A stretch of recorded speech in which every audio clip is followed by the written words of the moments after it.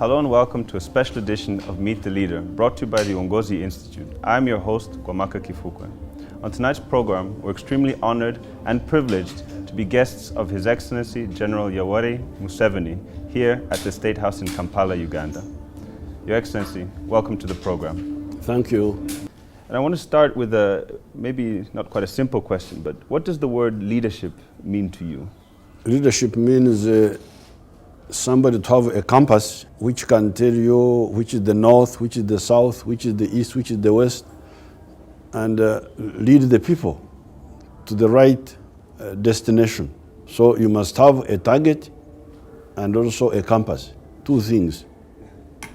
And you've been head of state here in Uganda now since '86, but your leadership journey actually started a long time before that. You led at UDSM when you were a student there in some of the student movements, but according to biography, you also led while you were a student at high school. Yes. What drives someone to take on the responsibility of leadership? Identifying gaps in the society which you think should not be there. Like in the secondary school days, I could see that the population in my area had a lot of potential, but which was not being utilized. In our language, we would call it omcheno. Omcheno, I don't know how they translate it in Swahili, but Swahili could mean, Swahili is not as rich as some of our indigenous languages, but omcheno means kasoro ambazo hazifai kuwepo. Kasoro, weaknesses, which are there by default, because nobody is attending to it. That's what we call it in our language, omcheno. So I could see a lot of this omcheno, which was curable, but nobody was attending to it. That's what really provoked me. Sure. And I suppose the follow-up question that is, okay, so now you have a leader, but then why do people follow at such an early age when you were leading? What made you special? Like why were people interested in following? Yeah, because you see, leadership, maybe another way of talking about leadership, you could call a leader like a social doctor. A social doctor, the one who comes and looks at the dalili za ugonjwa, the symptoms, and then investigate and find the diagnosis. Now, a patient, when you ask him questions, are you having fever at night? Are you having this? Are you having this? Then the patient gains confidence because he sees you asking him questions which he also sees. And when you say, what is causing you problem is malaria. Because malaria behaves like this, like this, like this. He gains confidence in you. And especially if you can treat it, then you now gain a reputation. Because other people will hear how you treated one case, and two cases, and three cases. So that's why people were following you, because they could see that the diagnosis we were putting forward of their problems was accurate. Sure. And in terms of the influences, are there any leaders, past or present, that have inspired you as a leader? Oh yes, many. One of them, Mwalimu was one of them. Mwalimu managed the situation in Tanzania very well. He was against sectarianism. That's how he was able to unite Tanganyika, which had a number of groups, tribes, religions, but they didn't have the same problems like they have been having in other countries. When we say Tanzania has been united, it is not because they didn't have tribes, because they have tribes, many tribes. And they have also religious groups. But Mwalimu was able to show them a common purpose, which was uniting them. And then he was also a Pan-Africanist, knowing that to serve the interests of the people well, you must be both a nationalist and a Pan-Africanist. And I want to come back to this question of Pan-Africanism a little bit later, but if you'll indulge me, I just want to ask a few more questions just on leadership. Do you feel that there are specific challenges to leading in Africa that is different from the rest of the world? Or is leadership something that is a challenge that's universal? Oh, no. There are definitely big differences. For one thing, the African societies are pre-capitalist. They are pre-capitalist. Many of them are even pre-feudal. They are before, many of them are before the use of money. The concept of profit is not very, very clear to them. They are still communal societies. Some are feudal. While the European society has been capitalist for the last 300 or so years. So definitely the challenges are totally different. And in terms of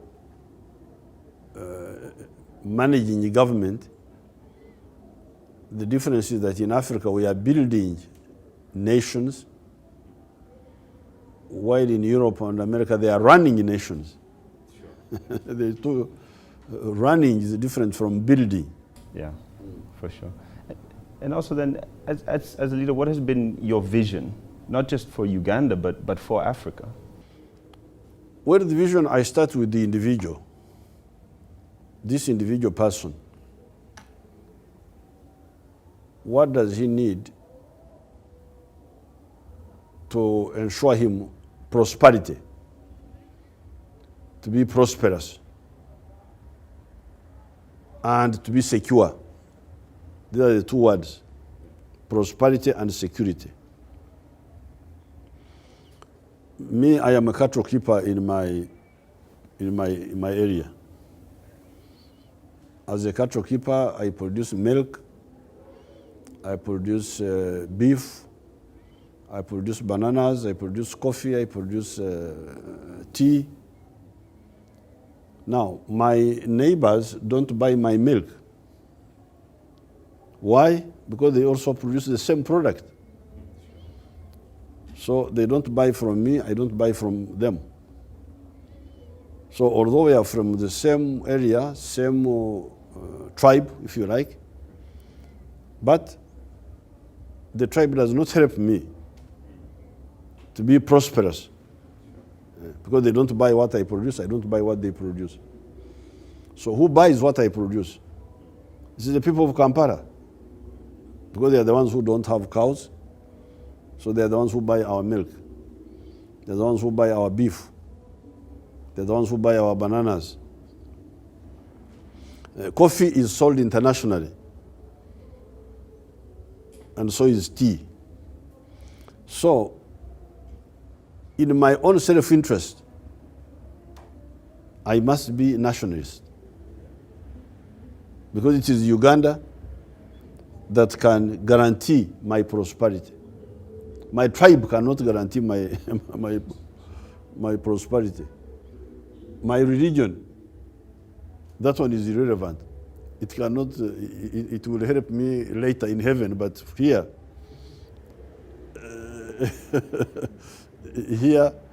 the people who can help me in my prosperity are the people of Kampala, because they are the ones who buy what I produce.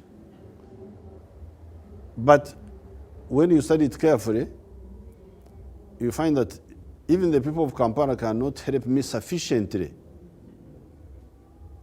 Like you take Uganda now, again, I continue with my example of milk. Uganda is now producing 1.8 billion liters of milk per year. But the Ugandans are consuming only 800 million. So there's a surplus of 1 billion now. and that surplus is increasing. So if the next layer of people who will help us, who are helping us even now, are the East Africans, because they are the ones buying that excess milk, which people of Tanzania, of Kenya, of Rwanda, Burundi, Congo, South Sudan. So, in my own self-interest, I am forced, my own enlightened self-interest, I must be nationalist and also be Pan-Africanist. I have no alternative. It's just science, scientific. It's not emotional. If you really want your people to be prosperous, you must have the two dimensions, the nationalism and Pan-Africanism. Then there's the second word which I used, security. Well, Uganda cannot be secure in the modern world. That's why you've got all these problems, Iraq, Libya, what have you. Why is it that nobody has attacked China? Who can attack China? China is very strong. So,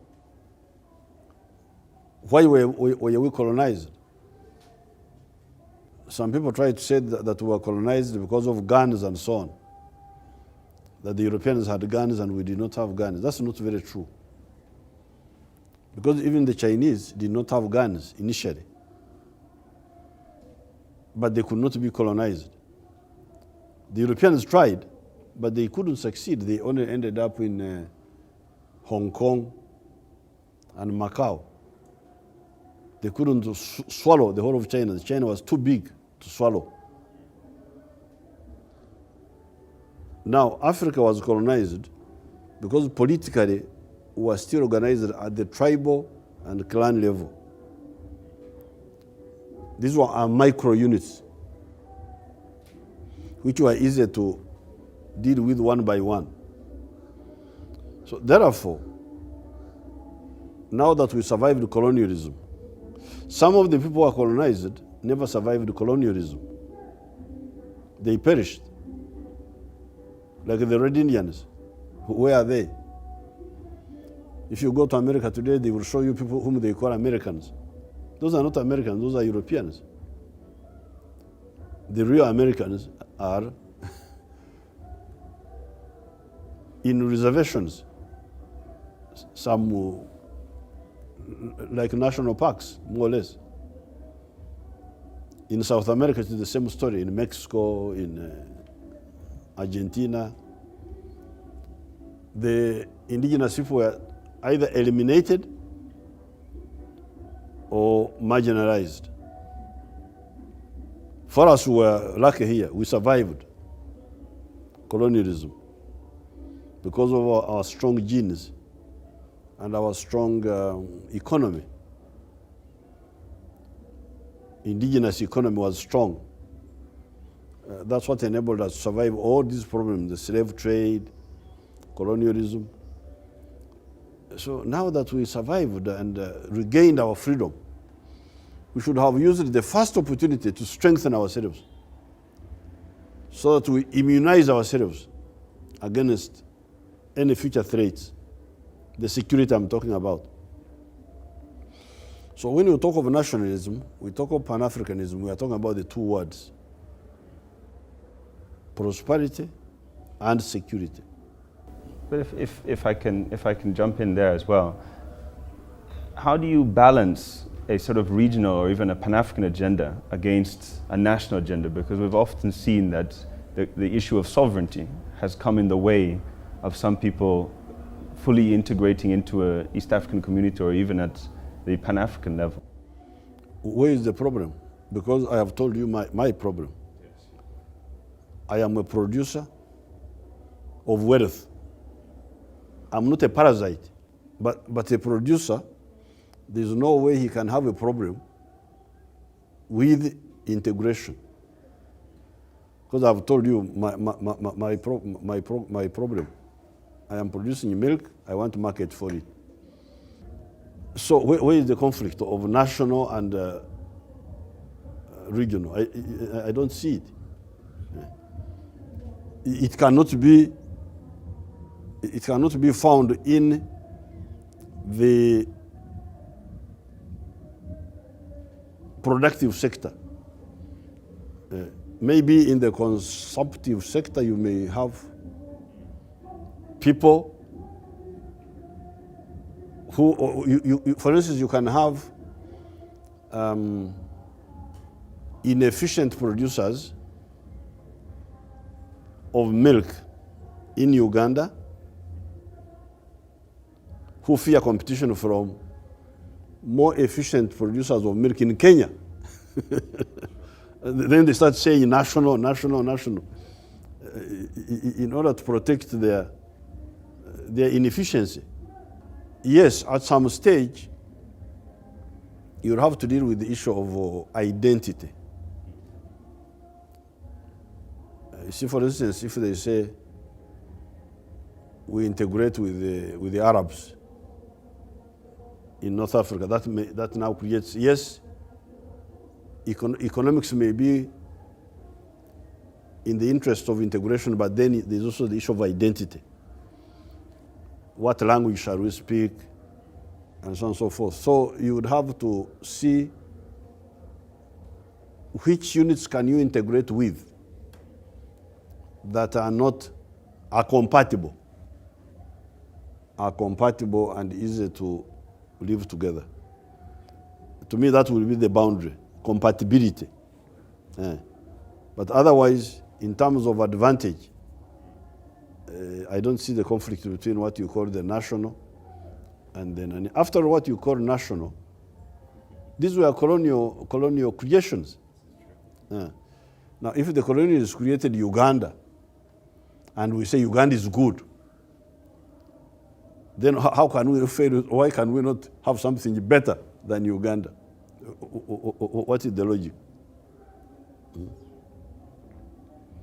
If they could take a Mhaya from Bukoba here and put him with a Muhehe from Iringa and a Makonde from Mutwara, and now it is good. It is good for the people. Why can we not do something better ourselves? As a region, as it were. As a region. But and you've championed Pan-Africanism throughout your presidency, but sometimes that has also come at a security threat almost. Specifically, I'm referring to your involvement in places like Somalia and South Sudan, and that places Ugandans at some point at some kind of a risk. Now, how do you reconcile that kind of national backlash for a greater Pan-African ideal? Oh, Africans have been in a big threat all the time. They were under colonialism. They are marginalized internationally. Their coffee has been being taken without being processed.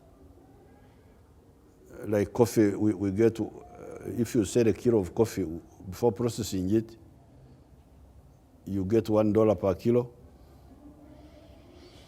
When you process it, you get $15 from the same coffee, for which you got $1. If you roast it and grind it, you get $15. So when we export unprocessed coffee, we are losing at least $10 in every kilo. We are losing job opportunities because that processing, the roasting, that is a job level. Grinding, that's a job level. Packaging, that's a job level. We lose all that. So our people are suffering from unemployment, from poverty. Those are bigger problems than a terrorist in Somalia planting a bomb here once in 5 years. Those are the bigger threats. Those are the systemic threats to our people? How many people die from poverty? How many people die from disease? Now, how do I connect disease and poverty with the integration? Because you remember in our first comment was, in order to produce, you need a market. The bigger the market, the easier for you to produce. And when you produce and expand, then you create jobs. So they are all linked. For both sides as well. For both sides. They are all linked. So there are more risks in stagnation than in working for integration. And a theme that has come up quite a few times now already in our discussion is the concept of colonialism. And again, according to one of your biographies, it mentioned that you started the Bush War to combat colonialism. The elections triggered it, but there was a deeper That's true. There's a deeper war at hand over colonialism. To what extent has that war been won? Well, now we make decisions without being influenced by outsiders. Freedom of decision making is one of the gains of our revolution. Okay. That's why we are able to support like ANC. Where ANC was fighting, we supported them. But there are those who didn't want us to support them. But for us, we supported them. And because of that, South Africa is now free. And because South Africa is free, together with others, we were not alone. We were together with other African leaders, but not all. Some, the few who were free to decide. So that freedom of decision making is part of the gain. But what about the argument now that there's a second liberation needed for Africa, this economic freedom? But this is part of it, the integration, economic integration, value addition. I was telling you about the coffee being sold without being processed, infrastructure development. It's a package, it's not just one element. And then to kind of take another angle, if you will, as we mentioned, you've been a leader now as a head of state since 1986. How has the challenge of leadership changed over time? Do you see new challenges emerging, or are they relatively the same ones? We have identified 10 bottlenecks, strategic bottlenecks. One of them is ideological.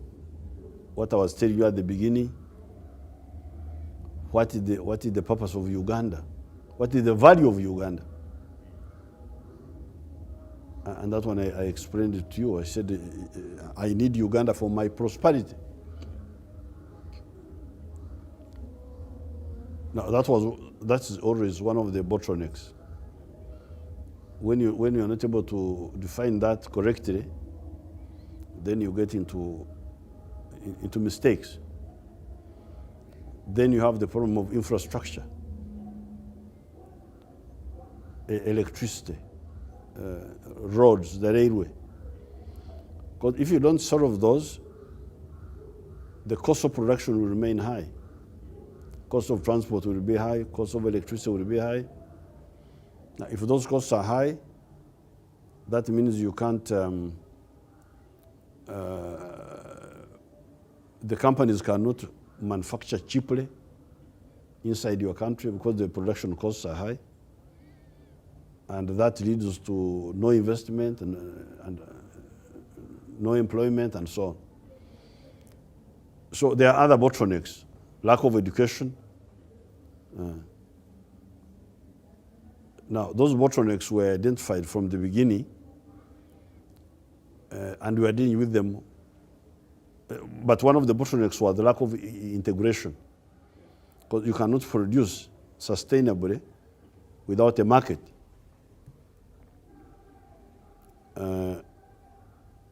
Those were identified from the beginning, and we have been solving them in batches, sort of a group of them. And as you look forward into the future, do you see any new challenges emerging?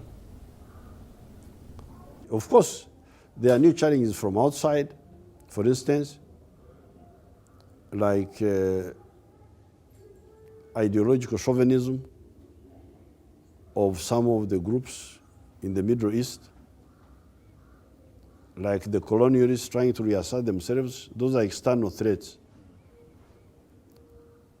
which also sometimes precipitate internal.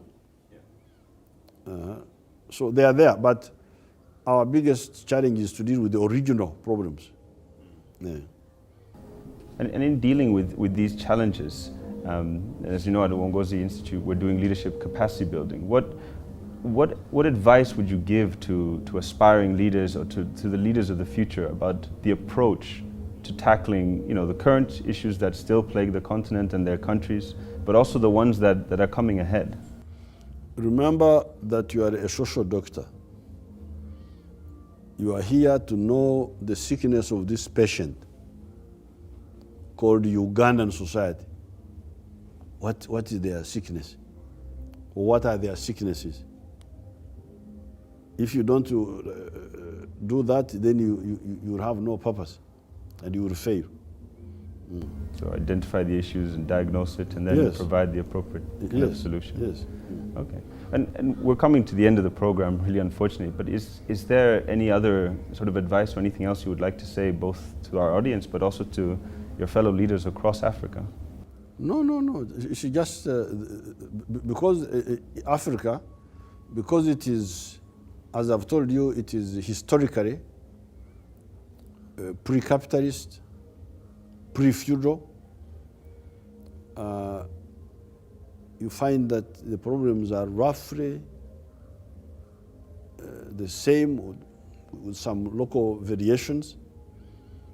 So it's important that we harmonize on understanding of these bottlenecks. It will make work much easier. It will, for instance, influence budgeting. Because you can find in African countries, like here in Uganda, you find people demanding higher salaries. Oh, you want higher salaries, but you have not dealt with the infrastructure, with the roads, with the electricity. How will you attract investments if the electricity prices are high, or if the electricity is not there, but you have got high wages for the civil servants? How will the economy grow? So this sharing of, like the medical fraternity, they also compare. If you have diagnosed Ebola here, then you share it with others. How did you